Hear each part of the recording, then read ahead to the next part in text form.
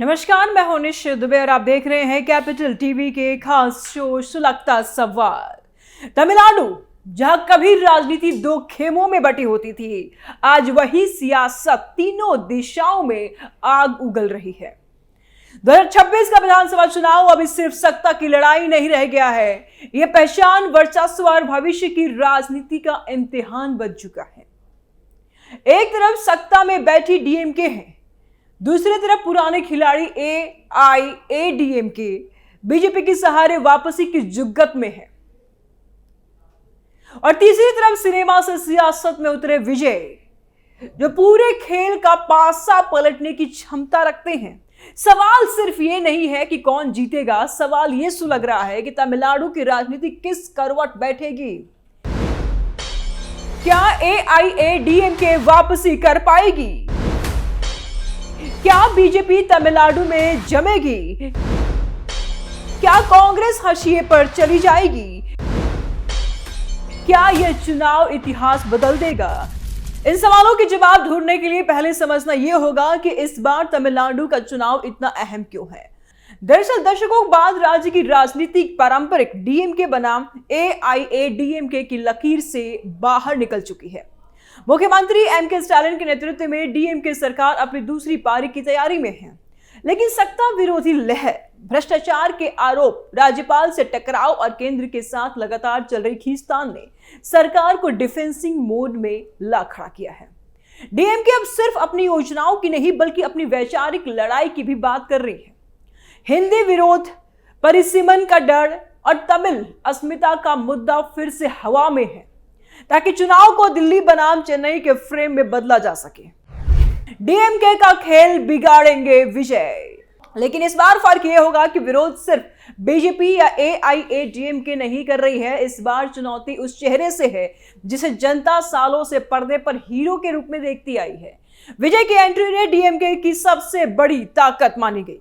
विजय की एंट्री ने डीएमके की सबसे बड़ी ताकत यानी कि युवाओं और शहरी मतदाताओं पर सीधा असर डाला है। विजय खुद को ना तो द्रविड़ राजनीति के पुराने ढांचे में बांध रहे हैं, ना ही दिल्ली की राजनीति से जोड़ रहे हैं। वे खुद को एक नई राजनीति का चेहरा बता रहे हैं, जहां भ्रष्टाचार के लिए जीरो टॉलरेंस है। ट्रांसपेरेंसी और सिस्टम से टकराने की बात खुलकर कह रहे हैं। विजय की रणनीति साफ दिखती है। उन्होंने शुरुआत में कह दिया कि असली मुकाबला डीएमके से है और बीजेपी उनकी वैचारिक दुश्मन है। इस एक बयान ने उन्हें तमिल राजनीति के बीचों बीच लाकर खड़ा कर दिया है। डीएमके समर्थकों को लगा कि यह सीधी चुनौती है।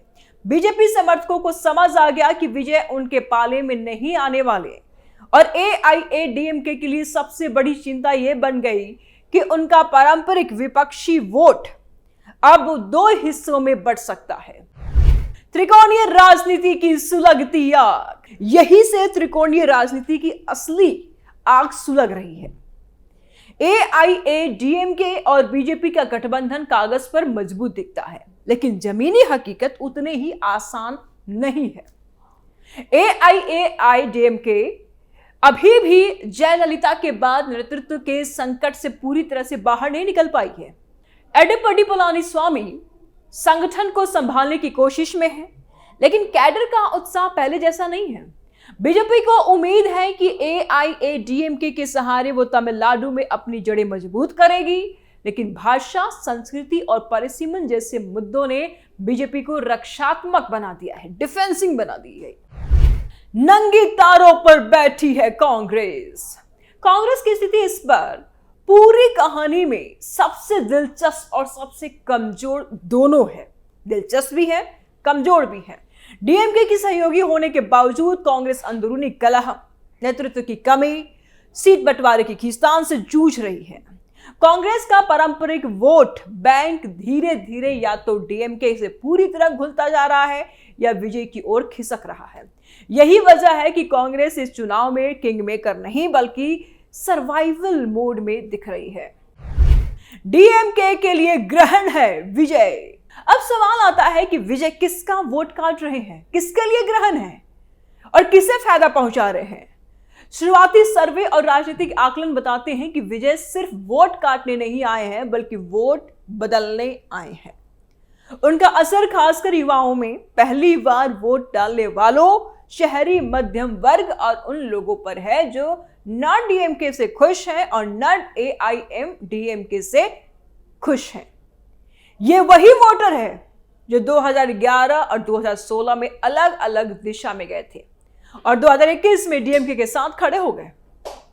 अगर विजय 12 से 18% वोट शेयर तक पहुंचते हैं तो सीधा नुकसान एआईएडीएमके बीजेपी गठबंधन को होगा, क्योंकि सत्ता विरोधी वोट बट जाएगा। ऐसे में डीएमके को अप्रत्यक्ष फायदा मिल सकता है, भले ही उसके खिलाफ नाराजगी हो। लेकिन अगर विजय 20% से ऊपर निकलते हैं तो तस्वीर पूरी तरह से बदल सकती है। तब ना सिर्फ डीएमके की सीटें खतरे में आएगी, बल्कि त्रिशंकु विधानसभा की स्थिति भी बन सकती है। इस केस में विजय की टीवीके की अहमियत अचानक बहुत बढ़ जाएगी। डीएमके सरकार बनाना चाहे तो विजय का समर्थन चाहिए, एआईएडीएमके बीजेपी सरकार बनाना चाहे तो विजय का समर्थन चाहिए। यानी कि दोनों ही पार्टियों का हाल ऐसा हो जाएगा कि सरकार बनाने के लिए विजय ही दोनों को दिखेंगे। यानी विजय सत्ता में आए बिना भी सरकार गिरा सकते हैं या बना सकते हैं, दोनों की क्षमता रखेंगे। यही वजह है कि कहा जा रहा है कि अगर विजय 20% के आसपास वोट ले गए तो मामला सिर्फ कौन जीतेगा का नहीं रहेगा, मामला बन जाएगा किसके बिना सरकार नहीं बनेगा, किसके बिना सरकार नहीं बनेगी, यह मामला हो जाएगा। और यही त्रिशंकु विधानसभा की सबसे बड़ी राजनीतिक आग होती है। डीएमके प्लस टीवीके का गठबंधन बढ़ाएगा तपेश। अब मान लेते हैं कि त्रिशंकु विधानसभा बन चुकी है और विजय की टीवीके के पास 30 से 40 सीटें हैं। ऐसे में 3 बड़े रास्ते खुलेंगे। सबसे पहले आता है डीएमके प्लस टीवीके का सीन।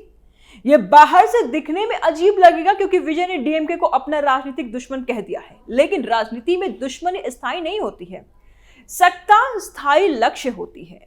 डीएमके के पास सरकार चलाने का अनुभव है, संगठन मजबूत है और स्टालिन को पता है कि अगर सत्ता हाथ से गई तो 10 साल बाहर बैठना पड़ सकता है और ऐसे में डीएमके विजय को बाहर से समर्थन लेने या सीमित भागीदारी देने का ऑफर कर सकती है।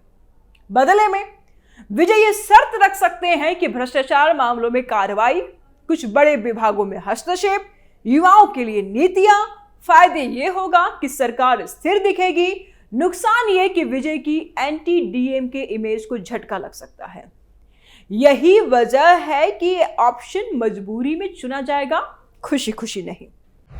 एआईएडीएमके, बीजेपी और टीवीके बना सकते हैं सरकार। दूसरा सीन है कि AIADMK plus BJP plus TVK कागज पर यह नंबर गेम पूरा कर सकता है, लेकिन यही सबसे बड़ा वैचारिक टकराव है। विजय खुलकर बीजेपी को अपनी वैचारिक दुश्मन बता चुके हैं। भाषा, धर्म और केंद्र बनाम राज्य के मुद्दे पर उनके और बीजेपी के बीच में सीधी टक्कर है। अगर विजय इस तरफ जाते हैं तो उनकी युवा और सेकुलर छवि को बड़ा झटका लगेगा। हालांकि एआईएडीएमके अकेले ही होती तो बातचीत आसान थी, लेकिन बीजेपी की मौजूदगी इस गठजोड़ को बहुत मुश्किल बनाती है और इसीलिए यह विकल्प नंबरों के हिसाब से संभव है, राजनीति के हिसाब से बहुत रिस्की। अगर नंबरों की बात कर ले तो ये ठीक है, वैकल्पिक नंबर है, लेकिन राजनीति में यह हिसाब किताब काफी रिस्की है। बाहर से समर्थन, अंदर से दबाव। तीसरा और सबसे दिलचस्प सीन ये है कि बाहर से आप समर्थन कर दें लेकिन अंदर से प्रेशर बना रहे। यानी विजय खुद सरकार में शामिल नहीं होते, लेकिन किसी एक को समर्थन देकर के शर्तों पर ना चाहते हैं। बजट पास कराना हो, कोई कानून लाना हो, हर बार टीवीके की मंजूरी चाहिए। और इससे विजय को 2 फायदे होते हैं, सत्ता का असर भी और मैं सिस्टम का हिस्सा नहीं हूं, ये वाली भी इमेज बनी रहेगी। यही मॉडल कई राज्यों में नई पार्टियां अपनाती है कि हम तो भाई सरकार के हिस्सा है भी नहीं, सिस्टम के हिस्सा तो हम है भी नहीं, लेकिन सरकार पर हमारा दबाव है। विजय खुद क्या चाहेंगे? अब बड़ा सवाल यह है कि विजय खुद क्या चाह रहे हैं। फिलहाल उनके संकेत साफ है, वो जल्दी सत्ता में घुसने से ज्यादा खुद को लंबे रेस का घोड़ा बनाना चाहेंगे। मतलब 2026 उनके लिए ट्रेलर हो सकता है, पिक्चर 2031 और 2036 हो सकते हैं। इसलिए संभावना ज्यादा है कि वो या तो बाहर से समर्थन दे सकते हैं या फिर साफ कह देंगे कि हम विपक्ष में बैठेंगे और सिस्टम पर दबाव बनाएंगे। आज की स्थिति यही है कि तमिलनाडु की राजनीति अब जीत हार से आगे निकल चुकी है। अब लड़ाई से नहीं कि कौन मुख्यमंत्री बनेगा, लड़ाई इस बात की है कि बिना किसके सरकार नहीं बन पाएगी। और इस लड़ाई में विजय पहली बार सेंट्रल स्टेज पर खड़े दिख रहे हैं और यही विजय की असली परीक्षा है। स्टार पावर को वोट में बदलना आसान नहीं होता है। पॉपुलैरिटी, फेम, नेम मिल जाना अलग बात है, राजनीति में तपना अलग बात है। तमिलनाडु ने एमजीआर और जयललिता जैसे उदाहरण देखे हैं, लेकिन उन दोनों के पास मजबूत संगठन, अनुभवी नेता थे, मजबूत संगठन भी था और एक्सपीरियंस्ड लीडर्स थे उनके पास। विजय के पास फिलहाल जुनून है, भीड़ है, उम्मीद है, लेकिन बूथ लेवल का ढांचा अभी बनाना बाकी है। उनकी पार्टी टीवीके का अगला कदम यही होगा कि वो जमीनी संगठन पर फोकस करे, युवाओं को वॉलंटियर के तौर पर जोड़े और सोशल मीडिया से निकलकर गांव कस्बों तक भी पहुंचे। आज की स्थिति यही है कि तमिलनाडु की राजनीति पूरी तरह से उबल चुकी है। डीएमके आक्रामक राष्ट्रवाद बनाम द्रविड़ अस्मिता का नैरेटिव तैयार कर रही है। एआईएडीएमके बीजेपी विकास, भ्रष्टाचार और कानून व्यवस्था को मुद्दा बना रहे हैं। विजय सिस्टम बदलने की बात कर रहे हैं और खुद को विकल्प के रूप में पेश कर रहे हैं। कांग्रेस अपनी अस्तित्व की लड़ाई लड़ रही है। 2026 का चुनाव इसलिए ऐतिहासिक होने जा रहा है क्योंकि यह तय करेगा कि तमिलनाडु भविष्य में सिर्फ द्रविड़ राजनीति तक सीमित रहेगा या एक नई मल्टीपोलर राजनीति की तरफ बढ़ेगा भी। यह चुनाव बताएगा कि क्या सिनेमा से सियासत तक का सफर अब भी उतना ही असरदार है या फिर संगठन ही असली ताकत है। और सबसे बड़ा सवाल यही है कि तमिलनाडु इस बार सिर्फ सरकार चुनेगा या पूरी राजनीतिक की दिशा बदल देगा। आप क्या सोचते हैं? अपनी राय कमेंट बॉक्स में जरूर दीजिएगा। आपकी राय हमारे लिए एक ऊर्जा की तरह काम करती है, काफी एनर्जेटिक साबित होती है। फिलहाल सुलगते सवाल में इतना ही। आगे के अपडेट के लिए देखते रहिए कैपिटल टीवी। जल्द मिलते हैं नए अपडेट के साथ। दीजिए इजाजत, नमस्कार।